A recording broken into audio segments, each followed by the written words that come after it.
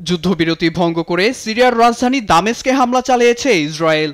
আঘাত হেনেছে সিরিয়ার প্রতিরক্ষা মন্ত্রণালয়ে। সেনা সদর দপ্তর হিসেবে ব্যবহৃত বহুতল ভবনটি মুহূর্তে সাদা ধোঁয়ায় ছেয়ে যায়। বুধবার ইসরায়েলি প্রতিরক্ষা বাহিনী আইডিএফ এর ড্রোন হামলায় কেঁপে ওঠে রাজধানীর ৮টি এলাকা।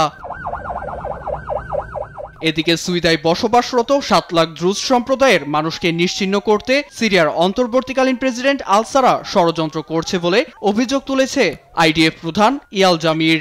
এছাড়া দ্রুজদের উপর সিরিয়ার দমন নিপীড়ন বন্ধ না হলে সামরিক অভিযান জোরদার হবে বলেও হুঁশিয়ারি দিয়েছেন ইসরায়েলের প্রতিরক্ষা মন্ত্রী ইসরায়েল কাটজ।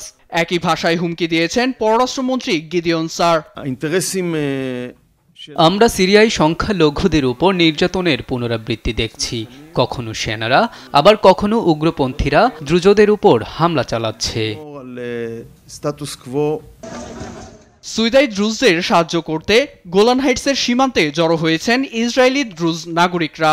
সীমান্ত আইন লঙ্ঘন করে সিরিয়ায় প্রবেশ করছেন তারা।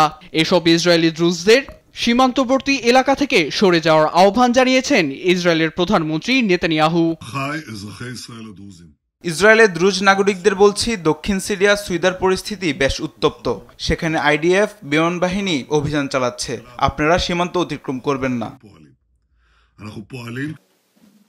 এর মধ্যেই তেল আবিবকে হামলা বন্ধ করার আহ্বান জানিয়েছেন মার্কিন পররাষ্ট্রমন্ত্রী মার্কো রুবিও। এছাড়া সহিংসতা ছড়িয়ে পড়ার আগেই দুপক্ষকে শান্ত থাকার আহ্বান জানিয়েছে ইউরোপীয় ইউনিয়ন।